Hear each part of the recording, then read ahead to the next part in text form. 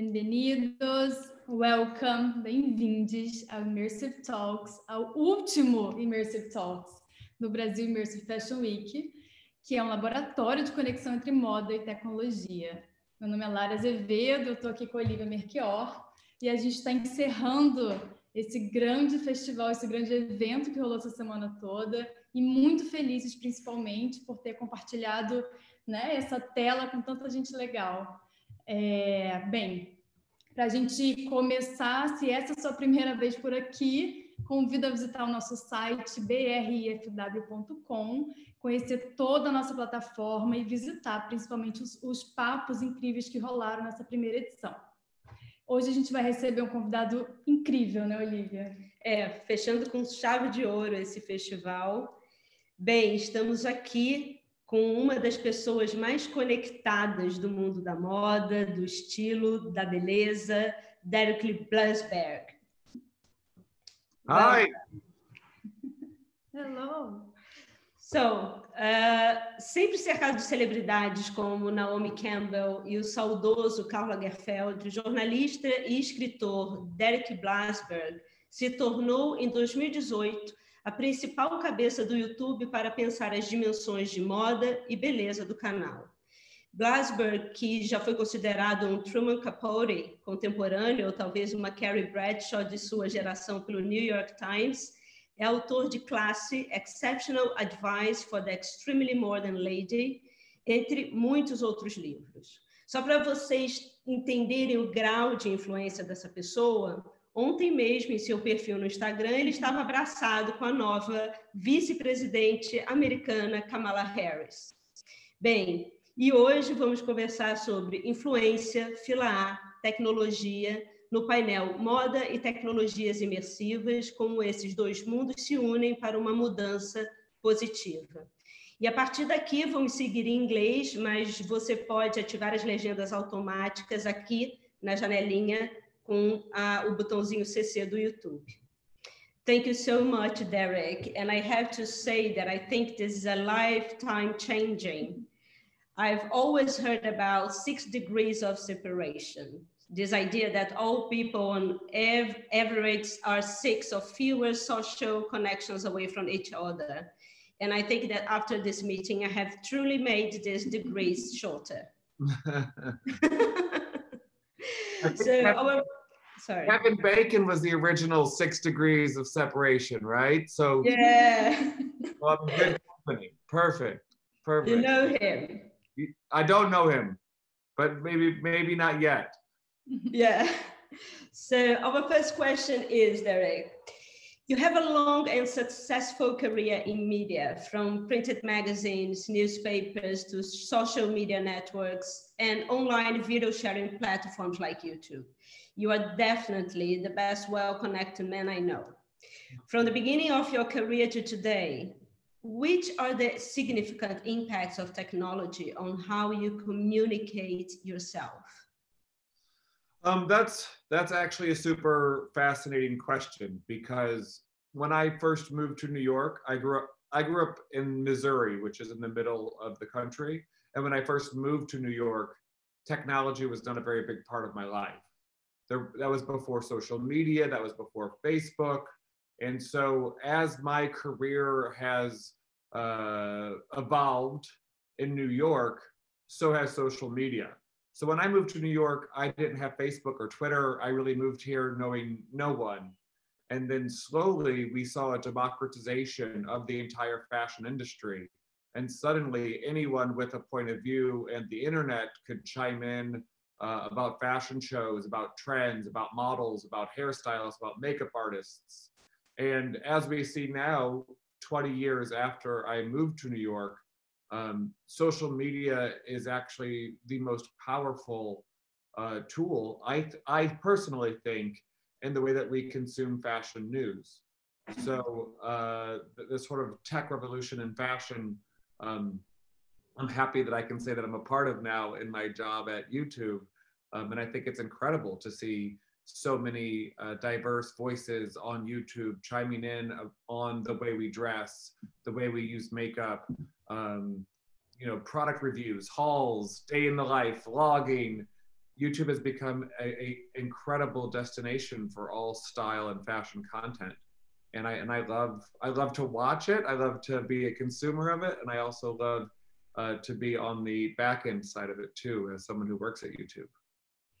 I think it really changed the way we see ourselves, isn't it? So the way we perceive our social selves. It's. I think for so long we felt like there was a huge boundary between consumers, stores, designers, the creative process, fashion shows, and now through Twitter, Instagram, Facebook, and YouTube, it really feels like we're in the same conversation of the people who are making the clothes and selling the clothes and buying the clothes.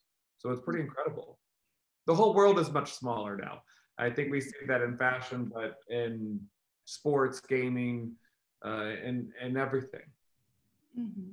And Derek, this year has been like very crazy for those who work with digital tools and also with fashion, because of course we saw everything going like shutting down, everything we have seen in fashion going very quickly to the digital world. So you were appointed, we have here the second question, which is you were appointed in 2018 as the head of fashion and beauty partnership on YouTube. How have you been building the fashion vision within the platform? That's a good question. It's also sort of an easy question because before I joined YouTube, there was no fashion and beauty vertical. So there were definitely people covering fashion shows in the fashion world on YouTube. And there was definitely this huge, very robust beauty creator community on YouTube.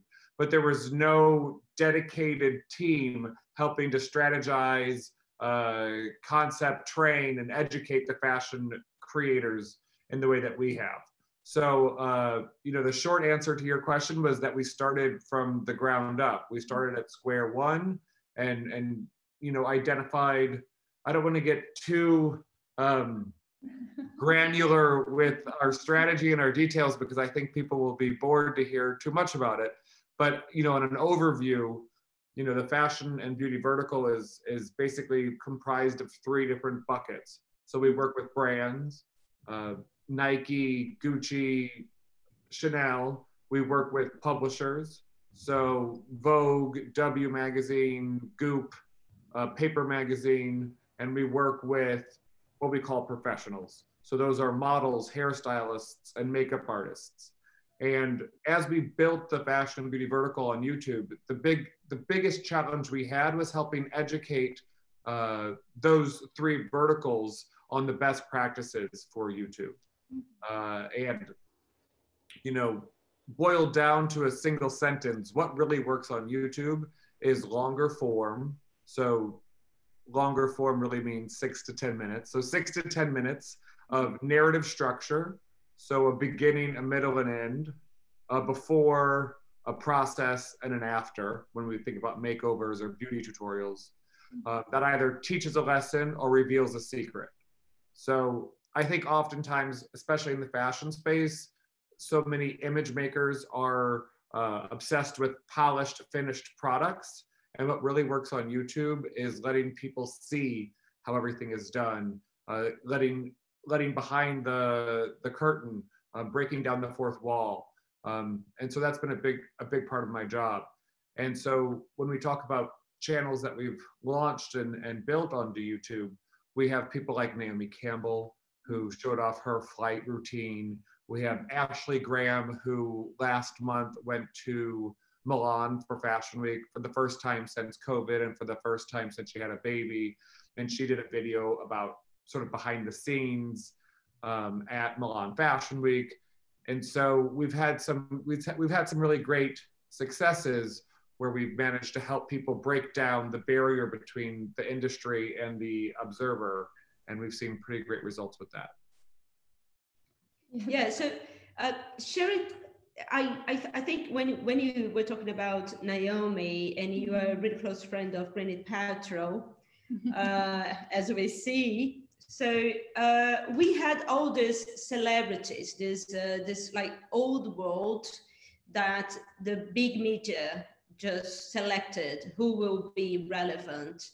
And then with social media, we start to have the idea of influencers. So how do you perceive the change of who is relevant in the fashion and beauty industry in the current data network? Do you think it's more about being true to yourself, or not that so polished speech, or showing the behind the scenes, the more human side, or what's really going on behind the camera? In 2019, so like a year ago, there was a very funny little meme that said, you know, in 2015, YouTubers want to be celebrities. And then in 2019, celebrities want to be YouTubers, right? So I think the power and the perception of YouTube has definitely shifted. And we've seen over the past couple of years what we would consider to be old media celebrities opening up their lives on YouTube. We see that in fashion, of course, but we also see a lot of actors and actresses, Zac Efron and Reese Witherspoon. We see it with a lot of sports, Danny Butler and Cam Newton. I mean, those are American athletes. I'm not sure if they're well known in Brazil. But I definitely think now it's undeniable that if you want to have a lot of cultural references and cultural power in entertainment today, you need to have, in some capacity, an ownership of your own vision on YouTube. So when we look at, in the fashion space, when we look at the sort of people that we think will do well on YouTube, we're looking at someone like Naomi Campbell, who's been in the fashion industry for more than 30 years. And she definitely has a very opinionated and powerful point of view. We look at someone like Karlie Kloss, who has devoted a lot of her post-modeling career to coding and getting girls involved in the sciences and mathematic industries. We look at someone like Ashley Graham, who's been a boundary-breaking model, and not just in the model space. Hong Vango, who is Selena Gomez's makeup artist, he is, you know, his personal stories is very compelling. He was an immigrant who suffered from a speech impediment, and so he used art and makeup to help express himself. So we are looking for people who have these fascinating, interesting, very compelling and inspiring stories or points of view, because we see that that's what does so well on YouTube. To be very honest with you, I think the question that we ask ourselves, that everyone asks ourselves when we think about YouTube, is this person telling stories that we would actually like to hear if it wasn't my job? Mm-hmm. So, you know, my job is to know what's happening all over the fashion space. But of course, the channels that we see do well are the ones that I think people organically and authentically are interested in. Mm-hmm. Just came into my mind here another question, which is, do TikTok change the way creators are like creating things for YouTube? Because we have I don't know if TikTokers have changed the way that YouTube works, but what has been incredible about TikTok is that it has created an entire new generation of incredible young people who can express themselves through modern media. Mm-hmm. So, you know, when Instagram first came around, we saw a lot of incredible creators, influencers, people call them different things. And when they sort of hit a certain level on Instagram, they came to YouTube to tell longer, more complex stories. And now we see the same thing with TikTokers. So you have girls like Charlie and Dixie D'Amelio or Addison Rae or all the boys from the Sway House. And those guys really suddenly became super famous in the TikTok space. And now that they come to YouTube and they tell longer, different types of stories. So for someone like Charlie D'Amelio, in February of this year, I took Charlie to Milan for the Prada show, and she she'd never been to Europe, she was Italian, she had never had pasta in Italy. So all those sorts of stories she was able to tell in a YouTube video, whereas of course, in TikTok, the content is shorter, it's more, especially in the case of Charlie, it's more dance inspired. So I love seeing this fresh new wave of people come through TikTok. And of course, we hope that when they have other ways to tell their stories, they consider YouTube as a place to tell them. No, very, very great. So, like going back to the fashion thing here, with the pandemic and the cancellation of physical fashion shows, YouTube gained a massive awareness within like fashion weeks. How can this experience be amplified in the future? And how can we like go further? To be very honest with you, we launched youtube.com/fashion, which is, you know, this online hub where all of YouTube's style content is serviced. We launched that in 2019, thinking that this would be a great way to allow other people around the world to see what happens in New York, London, Milan, Paris, Tokyo, you know, Rio, wherever the fashion stuff is happening. And none of us could have ever anticipated that exactly 1 year later, in September of 2020, all of us would be watching on /fashion. Even me, you know, I did the math. This would have been my 40th season going to Fashion Week. And like everyone else, I was watching on youtube.com/fashion, which was, you know, exciting because we built that. So I was very happy to see our product was working, but it was also, you know, sort of surreal to know that the entire industry is now relying on /fashion to consume next season's trends and look at the new models and the new trends. But what I will say what was sort of interesting specifically about /fashion is that the way that we see Fashion Week now is a very established, old school business model. You know, the runway was developed in the late 1800s, where a girl would walk out in a dress and people who were looking to buy it or stores who were looking to sell it would observe it, take notes, make orders. That's really existed for over 100 years. And so this year in 2020, all this entire industry had to really think on its feet and pivot and change and figure out how to tell their own stories in a way that just wasn't a girl walking back and forth on a runway. And we saw some really incredible shows. Moschino did a puppet show, and Wales Bonner, which is a Black-owned business based here in New York, she went home to Jamaica and did basically a lookbook video that explained all of her references.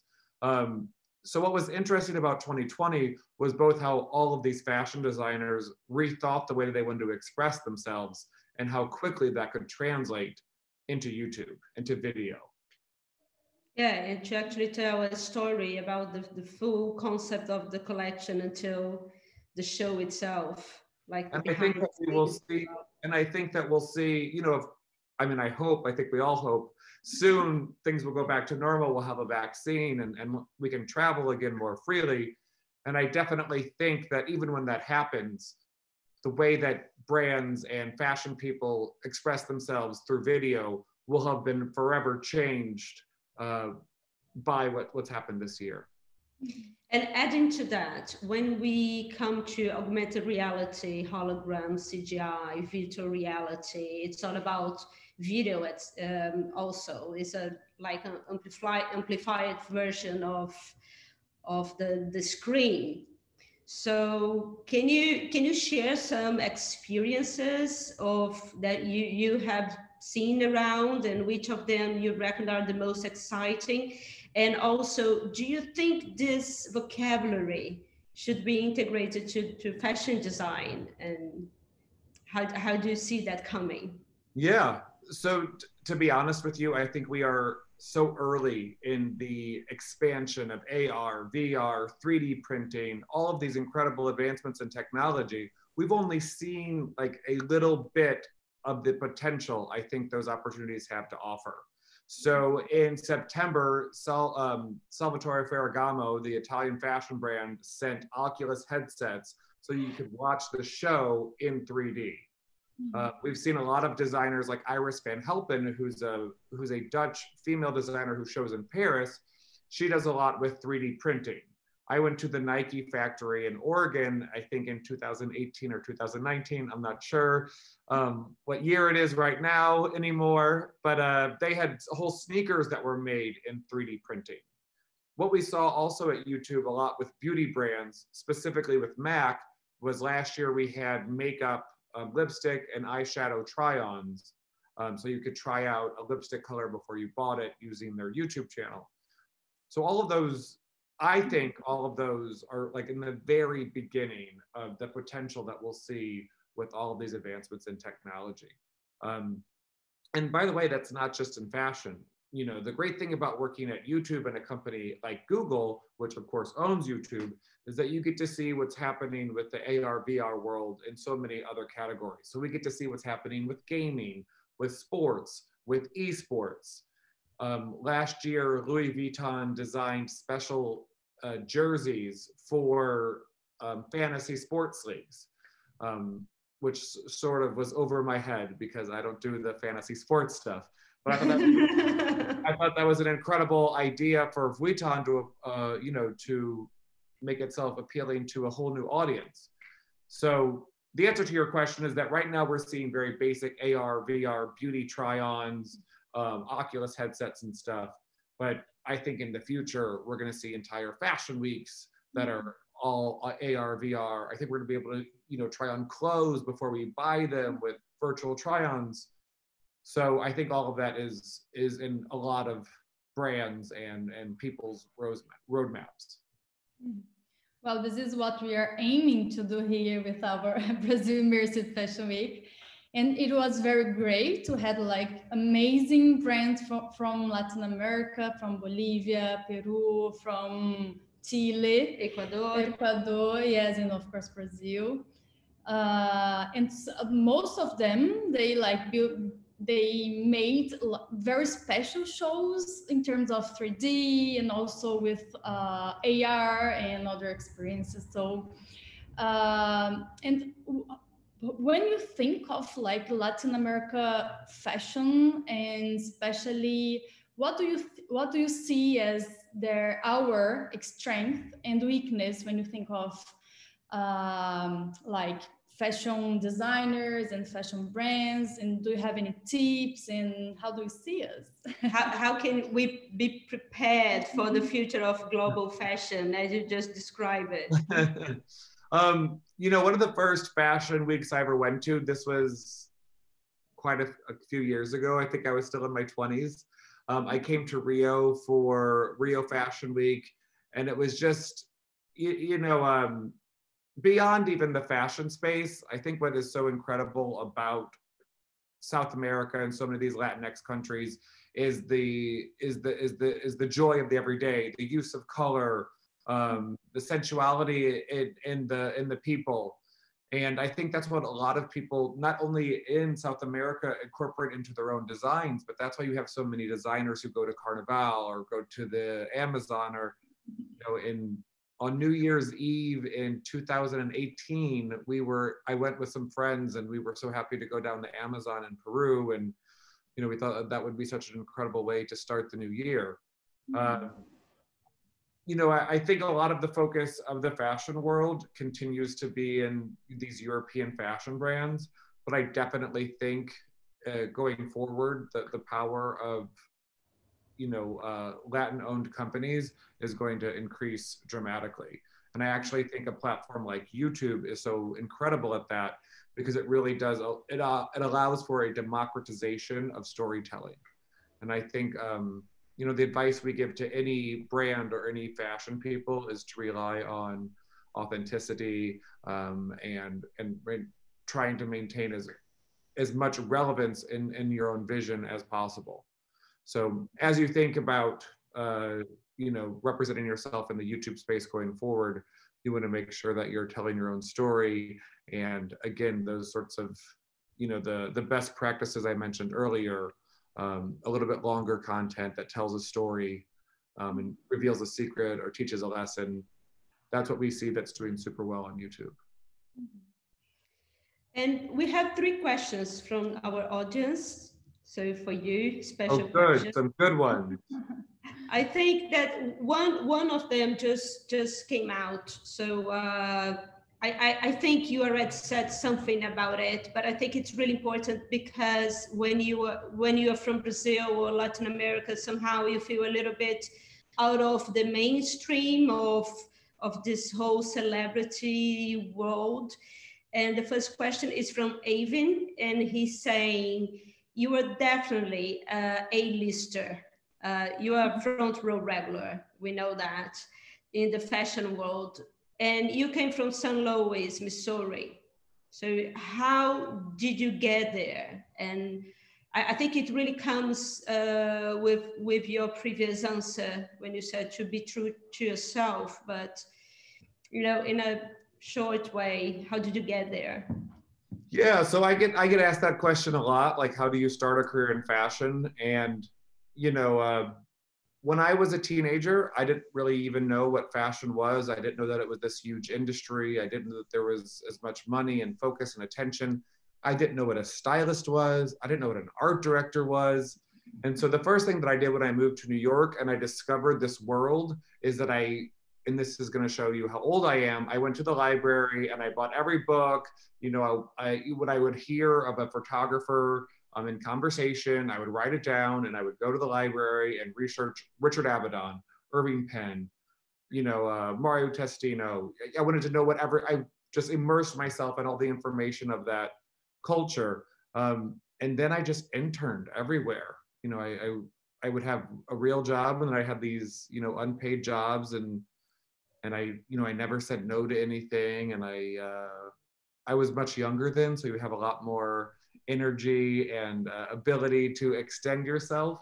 But yeah, when I started my career, I didn't even, I didn't know any of that. Nowadays, young people, they can Google who is Richard Avedon, they can Google who is Irving Penn. But my career in fashion started, I would say started on the ground floor, but I was like in the basement. I was even further below that. So that to answer that question, really the best advice I can give, and I don't know if, there's no secret here, is I was self-motivated. I researched everything I could. I took any job, and I just hustled the whole time. There was no secret, I guess. There was yes, working hard. Yes, a never-ending ambition and desire to make it work. So that's what we're doing. Yeah, fantastic. Well, I think it's very lead us to the next question, which is YouTube is one of the most important channels for a generation of self-learning artists that are bringing new visuals and aesthetics to the creative industry, especially the fashion one. Do YouTube have any specific project to empower this community and support a broader reach of their work? Excuse me, the broader reach of whose work? Of the creative artists, because we see here that lots of young artists learns everything from YouTube. It's YouTube are basically a new school for the digital artists, and we're just they are just wondering if YouTube have any specific project to this community who is learning. Education project. Yes. Any education project at YouTube.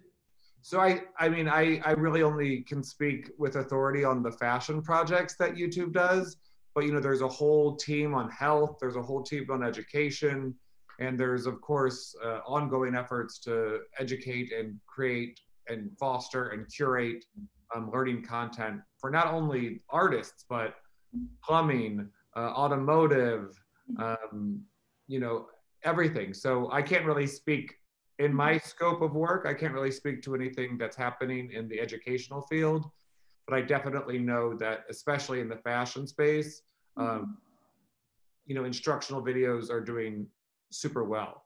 A good example of that is early in the COVID crisis, Alexander McQueen, the London-based fashion brand, did a lot of trainings on how to smock a dress, how to dye fabric, how to do embroidery.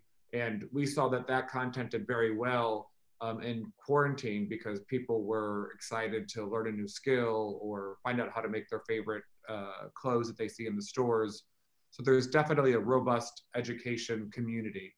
And a lot of the brands we work with are doing that. But of course, to your point, there's a whole other teams focused on education content on YouTube too.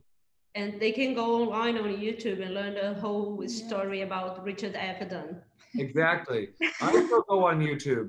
Like this. You know, even when I forget what I was looking up on YouTube the other day, you know, I couldn't figure out on my iPhone was updated and I was trying to record something and I couldn't figure it out. And so even I was on YouTube. How do you screen record? So yes, I'm happy there's so much education content on YouTube. Yeah.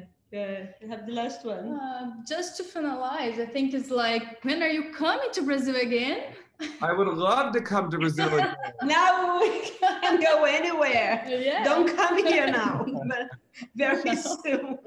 As soon as it's safe, I would love to come back down there.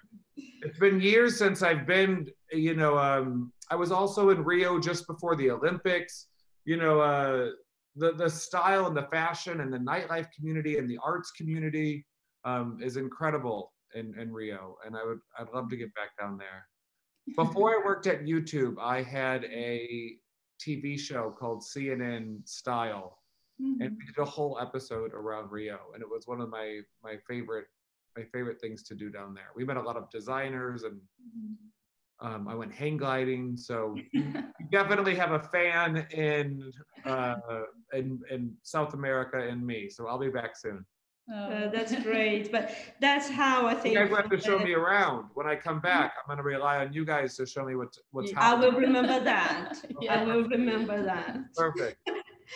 But so I think it closed our chat tonight, and I think it says a lot about the first question that we started here: how technology can make a positive change in the world, and technology, it's what makes it possible now for us to be here and to meet each other, since we can not travel anywhere.